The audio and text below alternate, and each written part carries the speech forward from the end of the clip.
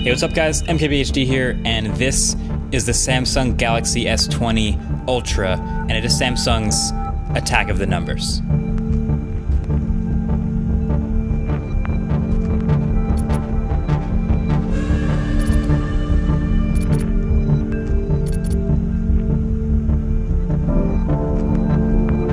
So this is it, this huge phone here. This is Samsung's highest end, most expensive flagship phone ever. And there's a lot of words Samsung could have chosen to use here. They could have gone Plus or Max. They could have gone Pro. But they went Ultra, Ultra, Ultra, Extremist, Radical. Yeah, I think that's actually pretty accurate. So if the question is, how can you possibly justify a new phone that expensive?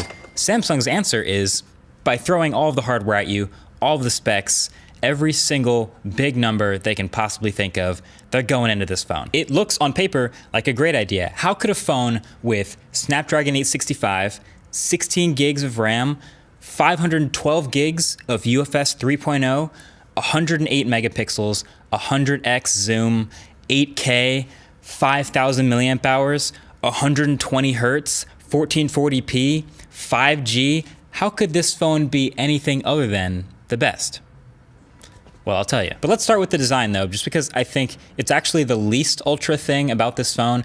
And it's pretty simple actually. It's a massive phone, glass sandwich with a gigantic, recognizable double camera bump, expandable storage at the top, speaker at the bottom, RIP headphone jack. You know, on one hand, it kind of blends in with the smartphones of today, especially in Samsung's lineup. But on the other hand, there's no mistaking it. I actually remember when smartphone displays were getting bigger and bigger, and then they first crossed over 5 inches, like average, and then they sort of evened out at 5.3 inch, and people thought it was kind of getting crazy. And then Samsung, because who else, came out with the Galaxy Mega. That's really a phone they came out with and named that had a 6.3 inch display. It was just hilarious, like no one else would try that, but this phone was the size of a tablet with the form factor of a phone. It really was the mega phone. Yet here we are now today with Galaxy S20 Ultra, bigger than any Galaxy Mega or any Galaxy Note even has ever been, with a 6.9 inch display. It's huge. For me, it still fits in my pocket and it's usable for me, but it might not be for everyone. Clearly, giant phones aren't for everyone. I gotta say though, for an Ultra phone, the color options of glossy black, glossy gray are a bit underwhelming. Of course, channel sponsor dbrand will gladly step up and customize the look on the back, and you can get as wild as this robot camo skin, but don't let that be a cop-out, Samsung. I'm hoping for a little more variety next time. Till then, I'll link that skin below. One thing you do get from a huge phone though is a huge display, so just to give you the numbers, 6.9 inch diagonal, 120 hertz, 1440p. And stop me if you've heard this before, but Samsung has once again made the best display in any smartphone. Best brightness, colors, contrast, best viewing angles of any smartphone display I've ever seen. I feel like I'm starting to sound like DisplayMate. It's the highest A+ I've ever given.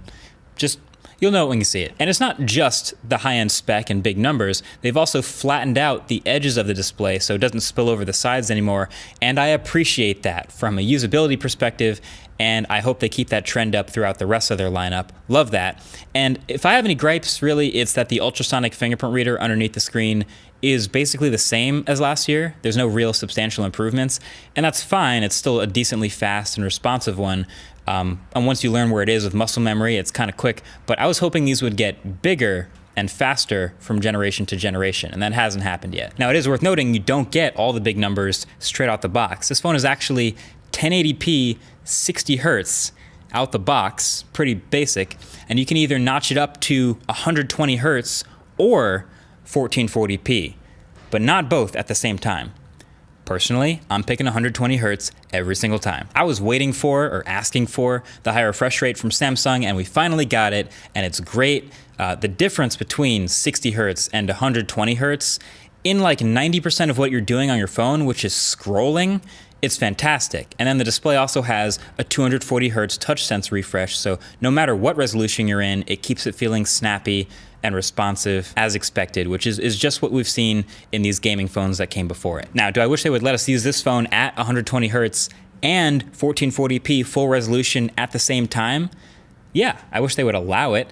Right now that's disabled. I originally thought it might be a Snapdragon 865 limitation, But it turns out it's not. They just don't enable it because they probably think it would crush battery. But I say, if you're paying $1,400 for this phone and you know what you're getting yourself into, you can still put it at 60 hertz, 1080p out the box, but let us enable it if we really want to. Maybe they can enable that with a software update and just put a little disclaimer, hey, you turn these both on, it'll crush your battery, but you paid for the phone, so you get to turn it on. All right, so let's talk about that battery. 5,000 milliamp hours on the S20 Ultra, and this is one of those specs that usually translates pretty well from paper to real life. The bigger the battery, the better, and this one's getting 2 big thumbs up from me. We know 5,000 milliamp hours is huge, but I was just a tiny bit worried about how well it would do powering a giant, bright 6.9-inch, 120 hertz display.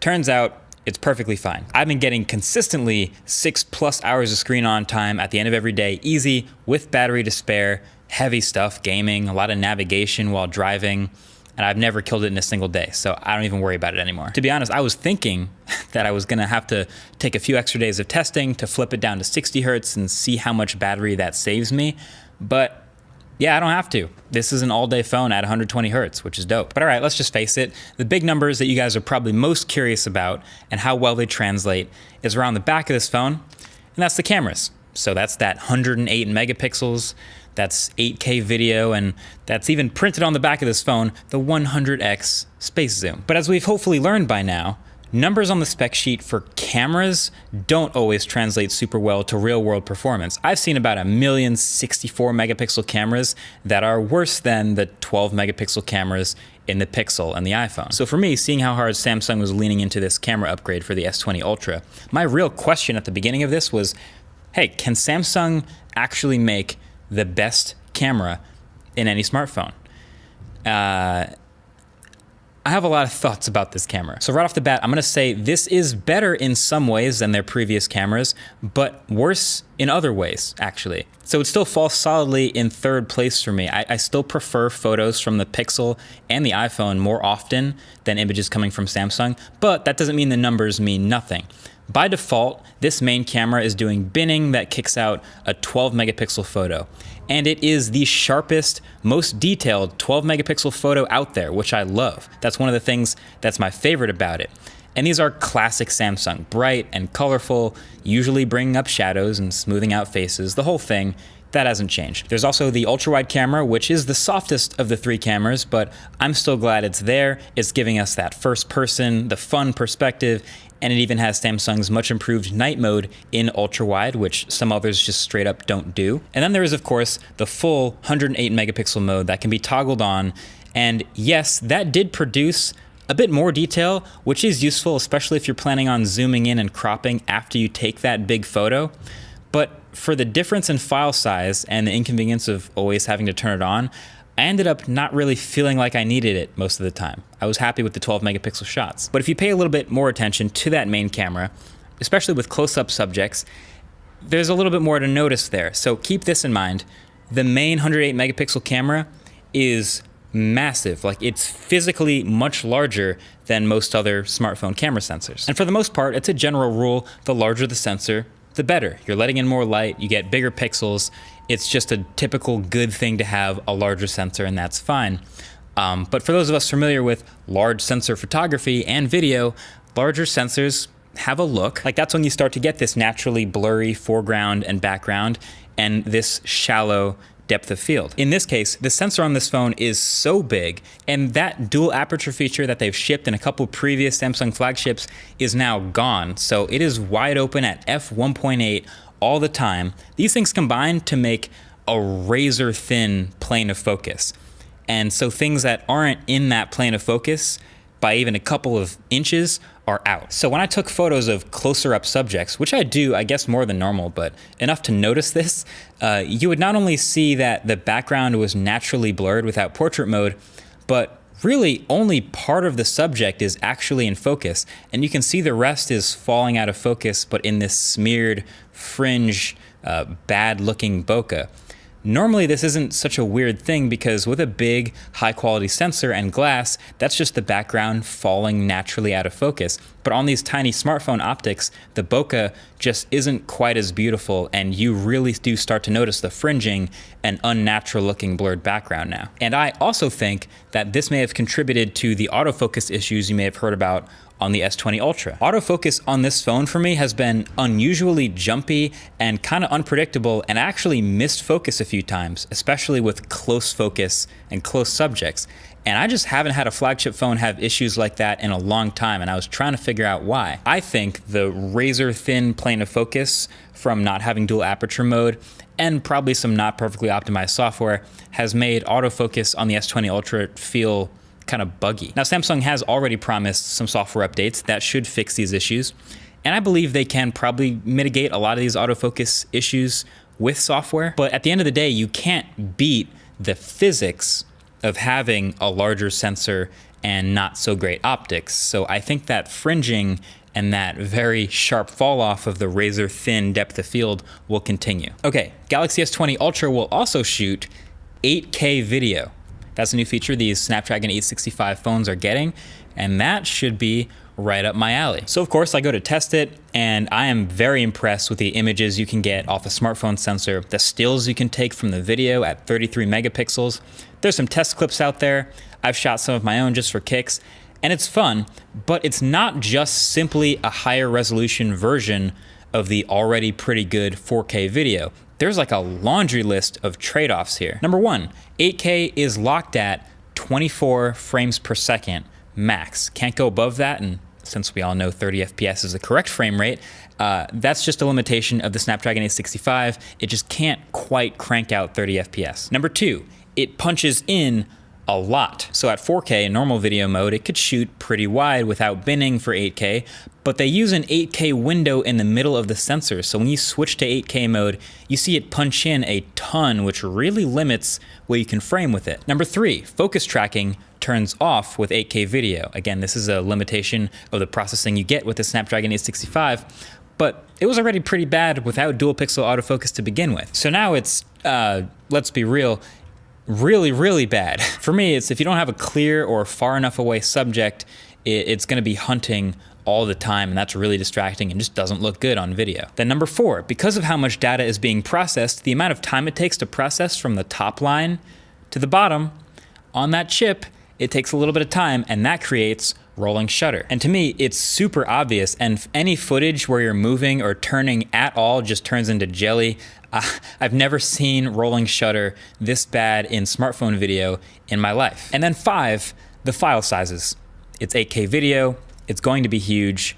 It's about 10 megabytes per second. So if you take a 60-second video, you're looking at about 600 megabytes, which is kind of a pain to upload. So all that combined. So 8K video on this phone, it's great. It's really cool for like sitting still and maybe capturing some slow moving or not so much turning subjects in high resolution. And if you look around, that's what most people are shooting their test clips of. But other than that, as soon as you start to move around or have to chase focus at all, I'll pass. I think I'll have another year or two of measly 4K video on my smartphone and be fine. I didn't think I'd be the one saying that, but that's the truth. Oh, and you almost let me forget to mention the zoom, the thing that's printed on the back of the phone. The 100x space zoom comes from the 48 megapixel periscope camera sitting in the side of this phone. Okay, just because you have 100x zoom doesn't mean you should use 100x zoom all the time. So my typical smartphone photo taking behavior is I almost never zoom. I zoom with my feet, or I just switch to the ultra wide. But the S20 Ultra having this periscope zoom has made it easier than ever to just like punch in on subjects further away and take crisp photos. That's definitely true. This phone takes the sharpest images at 30x zoom I've ever seen from a phone next to Huawei. Really impressive stuff. Everybody really wants to focus on the 100x, like when you zoom all the way in, and it's a cool demo. But photos clearly don't look good at 100x. You're not supposed to zoom all the way into 100 every time. Honestly, you'd have better luck just taking a 30x zoom photo and cropping in later.